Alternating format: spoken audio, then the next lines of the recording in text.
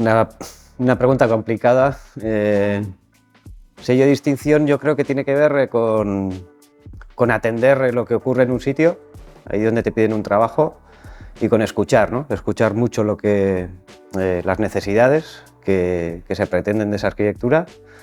Por lo tanto, no creo que existe un sello, sino más una manera de hacer, ¿no? Una manera de hacer que en cada lugar da un resultado u otro, ¿no?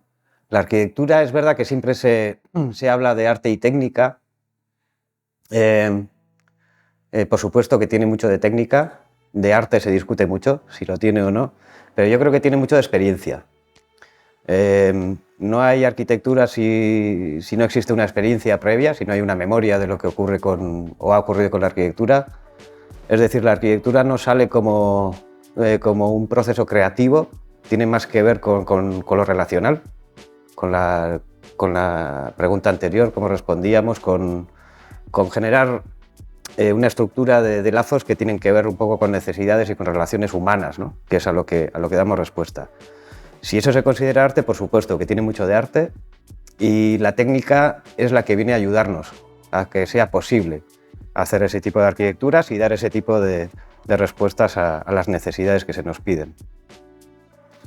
No lo sé, yo creo que he disfrutado de todos los trabajos que he hecho, incluso los fracasos también, ¿no? Como decían muchos, seguramente es de los que más se aprende, se disfruta más de cuando salen bien, se disfruta, pero bueno, enseguida se cierra carpeta para entrar en otros, y de los fracasos yo creo que te van siguiendo, ¿no? Y esos son los que de alguna manera permanecen dentro para no repetir algunos fallos que cometemos, ¿no? Como pensando que la arquitectura es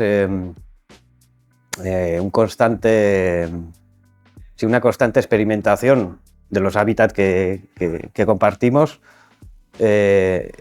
Muchas veces no se logra el éxito que se pretende. Es decir, el efecto que hemos previsto en el proyecto muchas veces no se consigue. Eso es un fracaso para una arquitectura, ¿no? Esos fracasos son los que un poco van sumando de alguna manera un marco de trabajo que van a guiar o que van a condicionar tu trabajo posterior. Es verdad que la madera se repite mucho en nuestros proyectos. No es un tema estético, no es un tema estilístico, sino tiene que ver más con buscar los materiales que se adaptan al proyecto que queremos hacer, en dos aspectos. Uno, en el económico, y segundo, en la capacidad que tiene ese material de conseguir lo que estamos proyectando en la cabeza, ¿sí?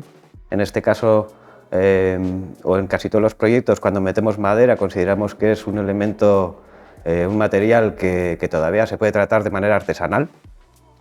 Y en nuestros proyectos siempre compaginamos elementos o materiales muy industrializados con materiales que todavía se pueden trabajar de manera artesanal, para que nos dé una flexibilidad o una capacidad de decisión en obra, ¿no? Entonces sí podría ser que por ahí, bueno, quizá sea como una combinación entre lo más industrializado y lo más crudo, lo más artesanal, ¿no?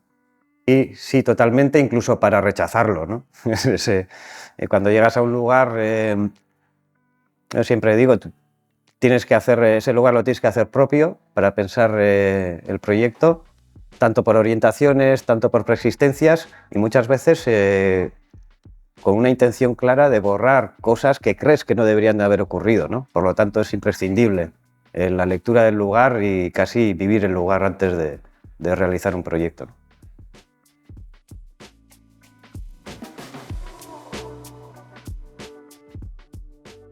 Bueno, pues bueno, sí, la mayor sorpresa o la mayor alegría fue la obtención del premio de la Bienal de Arquitectura y Urbanismo Española en su 15ª edición, creo.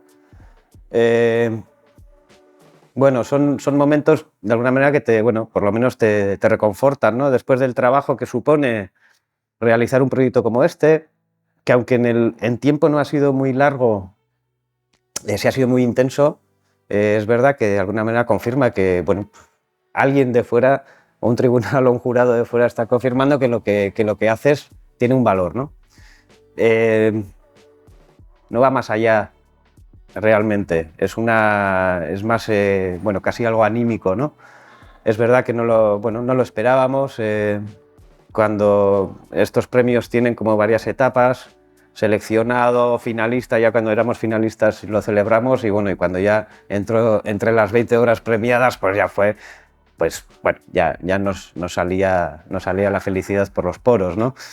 Pero bueno, sí, es verdad que una vez que pasa, pues de alguna manera lo que te hace es un poco la palmadita, ¿no? Venga, sigue para adelante, ¿no? Yo más que de creatividad hablo de imaginación. Y además, como me toca hablar con mis alumnos y alumnas, les digo, el proyecto no sale de una idea feliz, esperando a que venga, sino trabajando. Y trabajando se trabaja la imaginación, no la creatividad.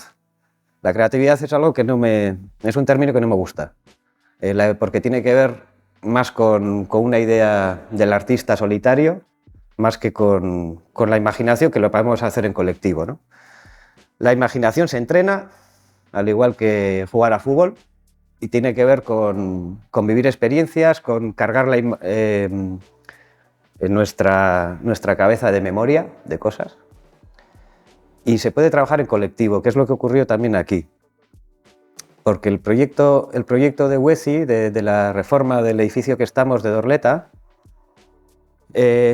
nace de hacer un diagnóstico compartido con toda la comunidad que vive aquí, un diagnóstico que de alguna manera determinó cuáles eran las necesidades básicas para empezar a transformar el campus.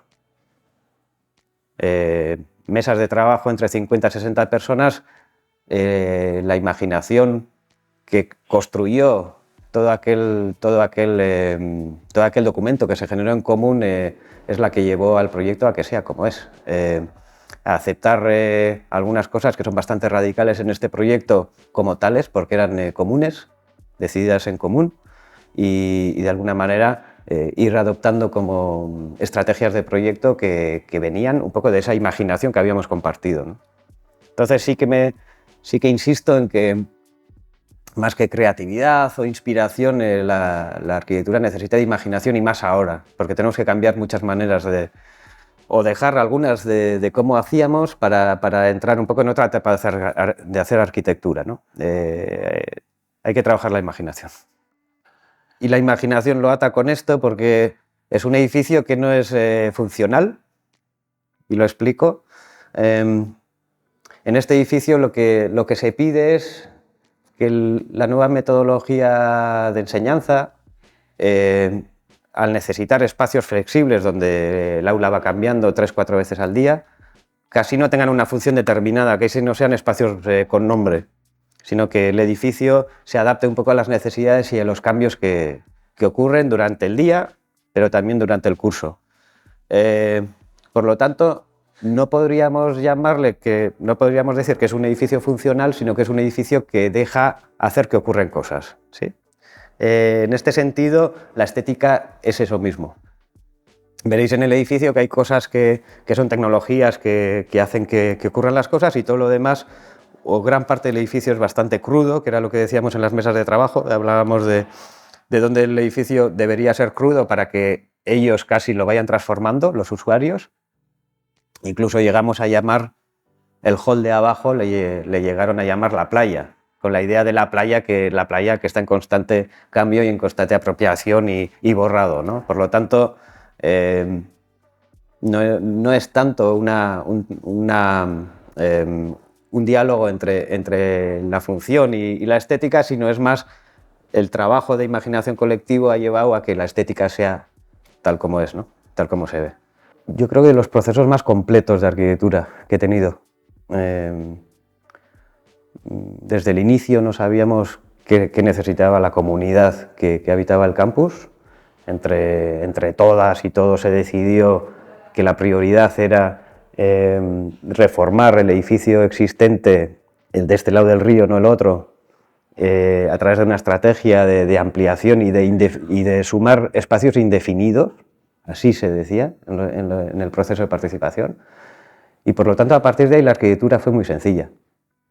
Fue darle cabida a todo eso, hacer contrastes y luego hacer un proyecto, como decía antes, que en partes es muy poco definido y luego en otras es donde tiene la intensidad un poco de decisión de detalle que es el que nos ha llevado a la obra, también a una obra donde, si no hubiera sido por la pandemia, hubiéramos disfrutado mucho. Hemos disfrutado mucho en esta obra, pero luego nos pilló la pandemia de por medio, dificultó un poco las relaciones de la obra, pero bueno, pero yo creo que en ese sentido, completo en ese sentido, desde un inicio en el que una comunidad se da cuenta que necesita arquitectura y ahí entramos nosotros hasta que se llega a ejecutar y de la manera un poco que hemos pensado, ¿no? Entre todos. Este edificio es tan sencillo como haberle sumado esta crujía, ¿no?, al edificio que existía. De aquí para allí tenemos el edificio existente, hemos sumado esta crujía y el diseño, toda la intensidad de diseño está justo ahí. Es decir, en esa fachada teníamos que conseguir que entrara luz natural suficiente para que entrara la luz casi hasta el límite de aulas, pero protegernos del sol. Por lo tanto, veréis justo en ese margen exterior, que también casi es como un espacio intermedio entre el exterior y el edificio, es donde teníamos que diseñar a través de vegetación y a través de protecciones solares un poco todas esas condiciones que teníamos. Por lo tanto, el toldo, la protección solar textil exterior era la que nos aportaba una imagen como más abstracta del edificio cuando está cerrado, ¿no?, cuando están de alguna manera esos toldos aquí abajo. Claro, el tejido en comparación a una persiana lo que provoca es que cuando está tendido hacia abajo genera una pantalla, casi una pantalla extensa cuando le da el sol, ¿no? Casi una pantalla, nos protege el rayo solar, pero casi hace como una pantalla de luz hacia el interior. Las aulas, siempre se evitan que las aulas tengan rayo directo de sol, tienen que tener una luz lo más neutra posible, norte, este, no necesita protección solar, pero esta crujía que le sumamos al edificio, que es casi el aula informal que decíamos, donde también van a salir a hacer trabajos pedagógicos, necesitaban que esta luz también, de alguna manera, tamizara el sol, pero también tuvieran la sensación de estar en un exterior, no en el aula, en ese aula más neutra, ¿no? Entonces sí hay un juego de trabajar un poco las luces casi desde norte a sur, un poco como una gradación, ¿no?, de tipos de espacios y atmósferas que genera cada una, ¿no?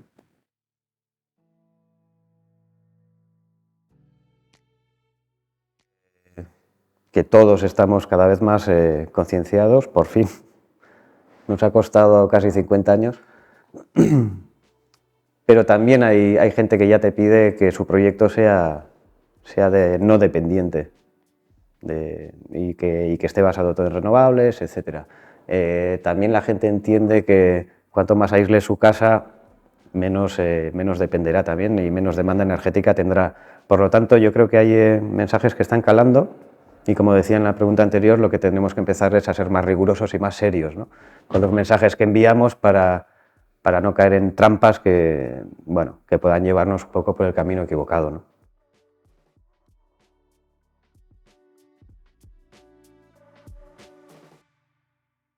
No soy un experto en domótica, pero sí creo que es una tecnología más. Es decir, yo siempre digo, las tecnologías vienen las tecnologías aparecen.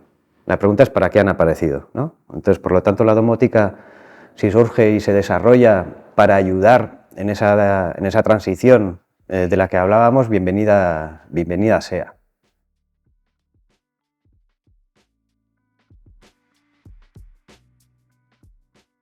Está claro, o yo lo tengo muy claro, que no es para pensar arquitectura, sino para producirla.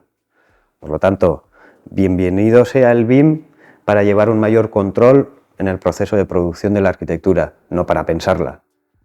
La mejor máquina o tecnología para pensar la arquitectura es esta, que es la mano, y creo que no la va a sustituir nunca ninguna otra. Cuando aparecieron las primeras herramientas digitales para proyectar, pensábamos que eran para proyectar arquitectura y eran para reproducirla. Ahora el BIM viene otra vez a hacer algo más que aquello, que es encima llevar un control más exhaustivo de esa obra, y todavía estamos pensando otra vez que el BIM proyectará arquitectura. No, la arquitectura se proyecta con esto y con esto. Eso no va a cambiar nunca.